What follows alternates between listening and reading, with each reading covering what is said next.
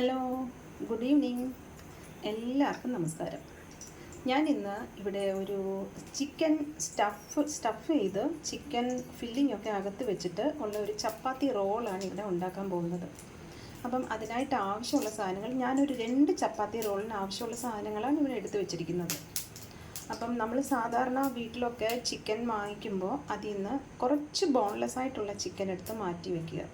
ഒരു 2 ചപ്പാത്തി റോളിന് ആവശ്യമായിട്ട് ഇത്രയും ചിക്കൻ ഞാനെടുത്ത് മാറ്റി വെച്ചിട്ടുണ്ട്. ബോൺലെസ് ആയിട്ടുള്ള ചിക്കനിൽ ഒരു 1/2 ടീസ്പൂൺ നാരങ്ങ നീരും ഒരു 1/4 ടീസ്പൂൺ ചില്ലി പൗഡർ, ഒരു നുള്ള് മഞ്ഞൾപ്പൊടി, അല്പം ഉപ്പ് ഇത്രയും ചേർത്ത് കുഴച്ച് മാരിനേറ്റ് ചെയ്ത് ഞാനൊരു അരമണിക്കൂർ വരെ റെസ്റ്റ് ചെയ്യാൻ വെച്ചിട്ടുണ്ടായിരുന്നു.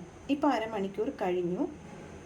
പിന്നെ വെളുത്തുള്ളി കട്ട് ചെയ്തത്, ഇത്രയും വെളുത്തുള്ളി, ഒരു തക്കാളി ചെറിയ സ്ലൈസായിട്ട് അരിഞ്ഞത്, പിന്നെ ഒരു സവാള ഇത്രയും കനം കുറഞ്ഞ സ്ലൈസായിട്ട് അരിഞ്ഞത്, പിന്നെ ഞാൻ ഈ 2 ചപ്പാത്തി റോളിനായിട്ട് 3 മുട്ട, ഒരു 1/4 ടീസ്പൂൺ പെപ്പർ പൗഡറും ആവശ്യത്തിനനുസരിച്ചുള്ള ഉപ്പും കൂടെ ഇട്ട് ബീറ്റ് ചെയ്ത് വെച്ചിട്ടുണ്ട്. ഒരു 3 മുട്ട 2 ചപ്പാത്തി റോളിനായിട്ട്. പിന്നെ ഒരു സവാള ഞാൻ ചെറുതായിട്ട് കട്ട് ചെയ്ത് വെച്ചിട്ടുണ്ട്. ഇത് ഓപ്ഷണലാണ്, വേണ്ടെങ്കിൽ നമുക്ക് സ്കിപ്പ് ചെയ്യാം. അതെന്താണെന്ന് ഞാൻ പറയാം. പിന്നെ ചപ്പാത്തി മാവ്, അത് ഓൾറെഡി ഞാൻ വെറും ഉപ്പ് മാത്രം ഇട്ടാണ് കുഴച്ചിരിക്കുന്നത്. ഒരു ഓയിലും അതിൽ ചേർത്തിട്ടില്ല. ചപ്പാത്തി മാവ് കുഴച്ച് വെച്ചിട്ടുണ്ട്. പിന്നെ ഒരല്പം മയണൈസ്. ഈ മയണൈസ് വേണ്ടാന്നുള്ളവർക്ക് ബട്ടർ ഉപയോഗിക്കാം. ഇപ്പോൾ ഞാനൊരു പാൻ അടുപ്പിൽ വെച്ചിട്ട് നമ്മൾ ആ ചെറുതായിട്ട് അരിഞ്ഞു വെച്ചിരുന്ന ഒരു സവാള ഒരല്പം ഒന്ന് വഴറ്റിയെടുക്കാം. അല്പം ഉപ്പും ചേർത്ത് ഒരു ചെറുതായിട്ടൊന്ന് വഴറ്റിയെടുക്കാം. ഞാൻ ആ വഴറ്റി വെച്ചിരുന്ന സവാള ഈ ബീറ്റ് ചെയ്ത് വെച്ചിരുന്ന മുട്ടയിലോട്ടൊന്ന് ചേർത്ത് യോജിപ്പിച്ചിട്ടുണ്ട്.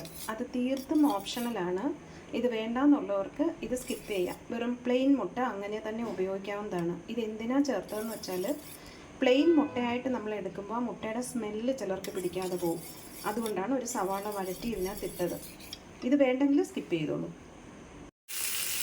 ഇപ്പം ഞാൻ വീണ്ടും പാൻ അടുപ്പിൽ വെച്ച് ചൂടായപ്പോൾ അല്പം ഓയിൽ ഒഴിച്ചിട്ട് നമ്മൾ സ്ലൈസായിട്ട് കട്ട് ചെയ്ത് വെച്ചിരുന്ന ഒരു സവാളയും ഇഞ്ചിയും വെളുത്തുള്ളിയും എല്ലാം കൂടെ ഇട്ട് ഒന്ന് വഴറ്റി കൊടുക്കുകയാണ്. അത് നന്നായിട്ടൊന്ന് ബ്രൗൺ ആവുന്നത് വരെ ഒന്ന് വഴന്ന് വരട്ടെ.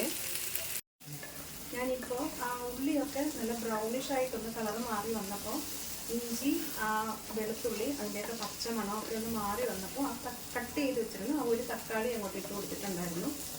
അതും ഇപ്പോൾ നല്ല ഒരു വഴന്ന് വന്നിട്ടുണ്ട്. ഈ സമയത്ത് നമുക്ക് ഒരു 1/4 ടീസ്പൂൺ വീണ്ടും ചില്ലി പൗഡർ, ഒരു 1/4 ടീസ്പൂൺ പെപ്പർ പൗഡർ, ഒരു 1/2 ടീസ്പൂൺ മല്ലിപ്പൊടി മതി. ഈ പൊടികളുടെ കാര്യം ഞാൻ ആദ്യം പറയാൻ വിട്ടുപോയതാണ്. ഇത് കൂടുതൽ മല്ലിപ്പൊടിയൊന്നും ഇടണ്ട, കാരണം നമ്മൾ സ്റ്റഫ് ചെയ്യാൻ വേണ്ടിയാണ് ഈ ചിക്കൻ ഉപയോഗിക്കുന്നത്. അപ്പം പൊടി ഒരുപാട് കൂടിപ്പോയാൽ അതിൻ്റെ ഫ്ലേവർ മുമ്പിൽ നിൽക്കുന്നത് പോലെ നിൽക്കും.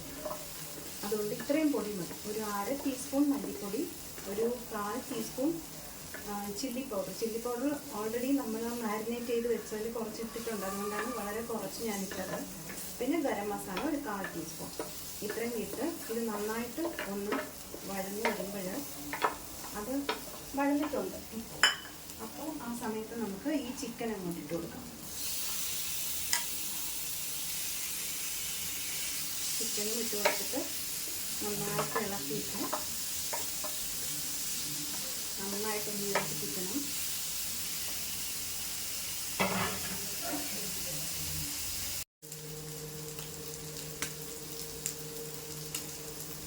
ഇപ്പോൾ ആ ചിക്കൻ ഞാൻ ഒരല്പം വെള്ളം ഒഴിച്ച് വേവിച്ച് അടച്ച് വെച്ച് ആ വെള്ളമൊക്കെ വറ്റി ചിക്കൻ നല്ല കുക്കായി വന്നിട്ടുണ്ട്.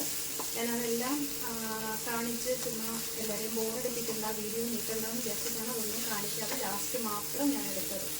ഇപ്പോൾ അതിന് ശേഷം നല്ല റോസ്റ്റായിട്ട് ഇത് നല്ല ഡ്രൈ ആയിട്ട് നല്ല റോസ്റ്റായിട്ട് ഇങ്ങനെ ഇളക്കിയെടുക്കണം. ഈ വലിയ പീസൊക്കെ ചെറുതായിട്ട് ഇങ്ങനെ ഒന്ന് കുത്തി ഒന്ന് ഉടച്ച്, വലിയ പീസ് ഉടനെ ഇങ്ങനെ ചെറുതായിട്ട് കുത്തി ഉടച്ച് ഇങ്ങനെ ഒരു ഡ്രൈ റോസ്റ്റാക്കി എടുക്കണം.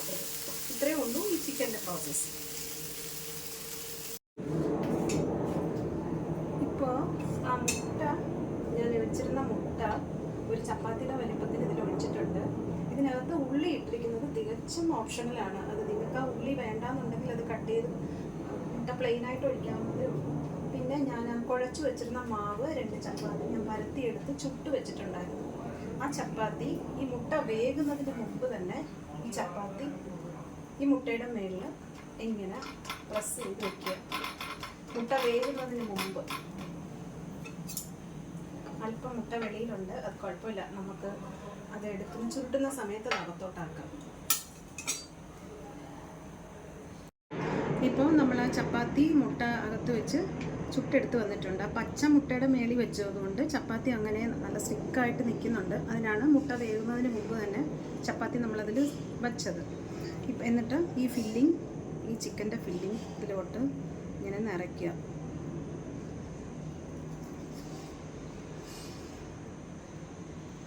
കൂടുതൽ ചിക്കൻ വേണമെന്നുണ്ടെങ്കിൽ കൂടുതൽ വയ്ക്കാം, കുറച്ച് മതിയെന്നുണ്ടെങ്കിൽ കുറച്ച് വയ്ക്കുക.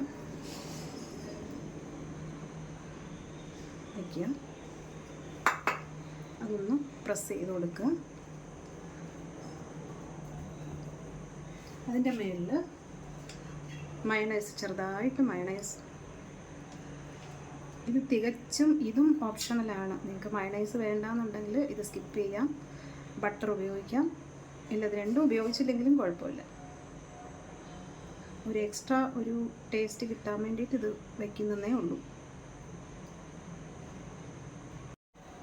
ഇനി ഇത് നമ്മൾ ചുരുട്ടുക. ആദ്യം ഇങ്ങനൊരു ഫോൾഡ് കൊടുക്കുക, അതിനുശേഷം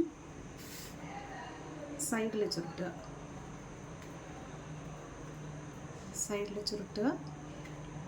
ഒന്നുകൂടെ ഫോൾഡ് ചെയ്യുക, ഒന്നുകൂടെ ഫോൾഡ് ചെയ്യുക.